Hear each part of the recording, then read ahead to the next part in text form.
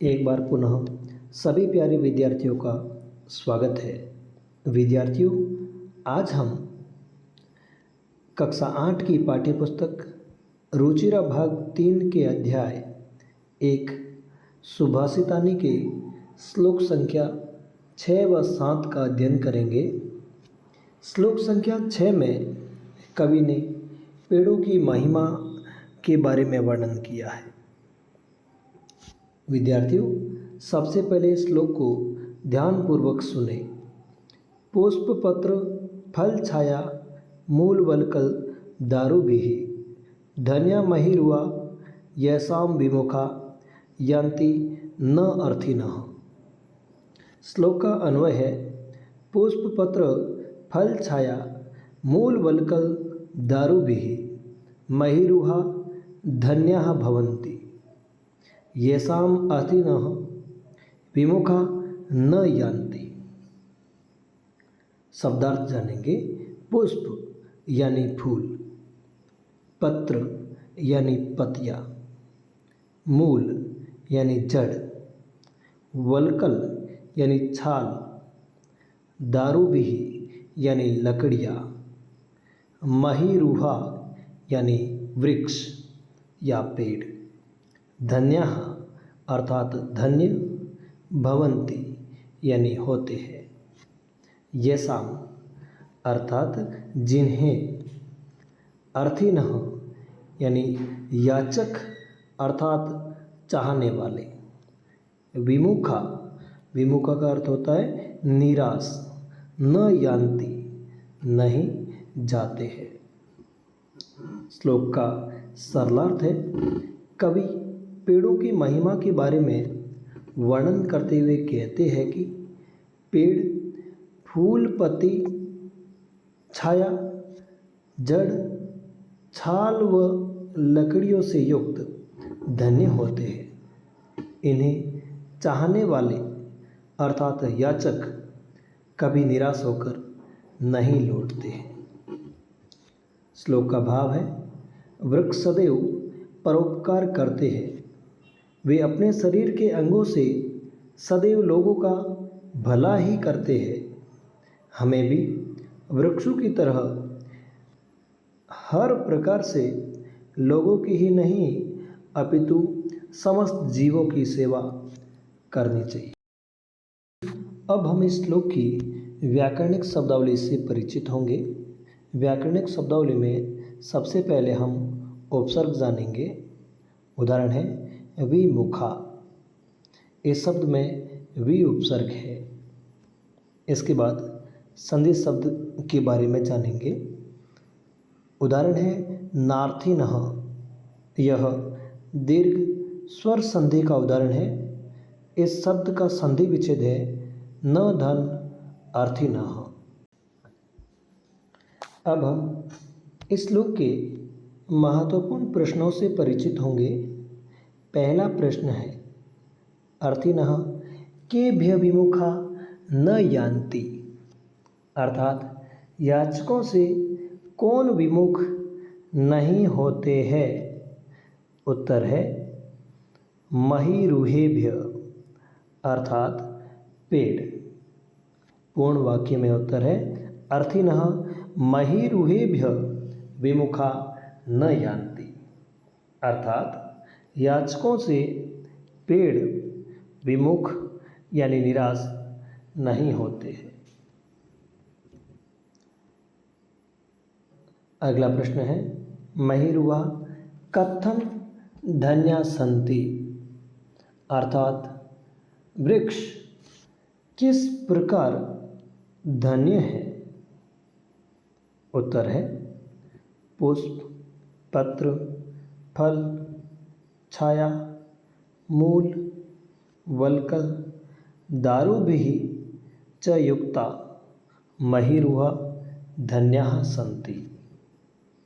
पुष्प यानी फूल, पत्र यानी पत्तियाँ, मूल यानी जड़, वलकल यानी छाल, दारुभिः यानी लकड़ियाँ, च युक्ता अर्थात से युक्त महिर्वा यानी पेड़, धन्याः सन्ति यानी धन्य है। फूल, पत्तियाँ, फल, छाया, जड़, चाल व लकड़ियों से युक्त पेड़ धन्य है। अब हम इस श्लोक के कठिन शब्दार्थ जानेंगे।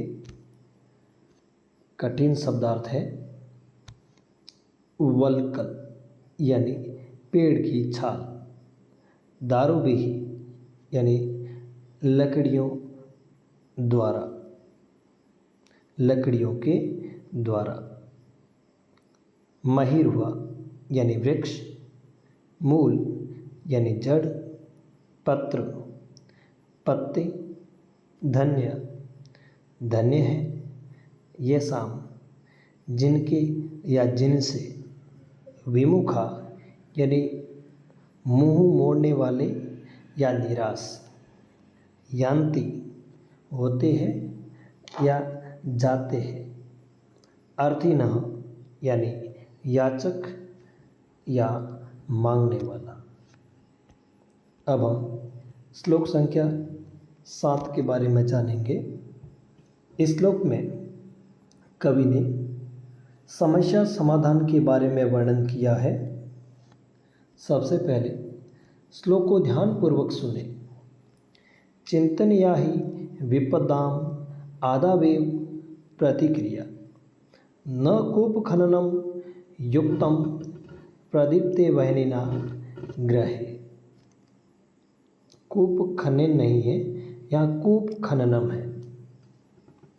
इस श्लोक का अन्वय है विपदाम ही आदौ एव प्रतिक्रिया चिंतनीय।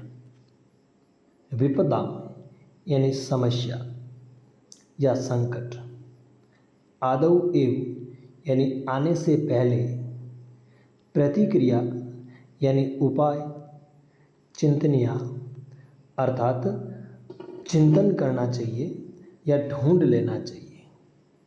वह्निना यानी आग, गृहे प्रदीप्ते घर में, प्रदीप्ते यानी लगने पर, कूप खननम यानी कुआं खोदना, न युक्तम अर्थात उचित नहीं है। श्लोक का सरलार्थ है कवि समस्या समाधान के बारे में वर्णन करते हुए कहते हैं कि समस्या आने से पहले उपाय ढूंढ लेना चाहिए। समस्या आने पर उपाय ढूंढना घर में आग लगने पर कुआं खोदने के समान है। इसलिए हमें समस्या आने से पहले समाधान ढूंढ लेना चाहिए। इस श्लोक का भाव है समस्या आने से पहले ही उनके समाधान के बारे में सोचना चाहिए। इसके बाद हम इस श्लोक की व्याकरणिक शब्दावली से परिचित होंगे। व्याकरणिक शब्दावली में सबसे पहले उपसर्ग जानेंगे। शब्द है प्रतिक्रिया। इस शब्द में प्रति उपसर्ग है। अगला शब्द है प्रदीप्ते,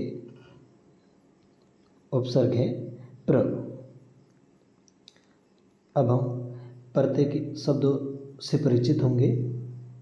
पहला उदाहरण है चिंतनीय।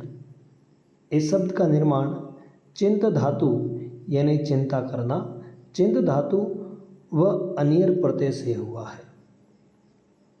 उसके बाद संधि शब्दों से परिचित होंगे। उदाहरण है आदावेव। यह अयादि स्वर संधि का उदाहरण है। इस शब्द का संधि विच्छेद है आदौ धन एव। अब हम इस श्लोक की महत्वपूर्ण प्रश्नों से परिचित होंगे। पहला प्रश्न है कदा कूप खननम न युक्तम, यानी कब कुआं खोदना उचित नहीं है। उत्तर है वह्निना गृहे प्रदीप्ते, यानी आग के घर में लगने पर तदा कूप खननम न युक्तम, तब कुआं खोदना उचित नहीं है। अगला प्रश्न है, प्रतिक्रिया कदा चिंतनीय, अर्थात उपाय कब सोच लेना चाहिए। उत्तर है विपदाम आदावेव प्रतिक्रिया चिंतनीय, अर्थात समस्या आने से पहले ही उपाय सोच लेना चाहिए। अब हम इस श्लोक के कठिन शब्दार्थ जानेंगे।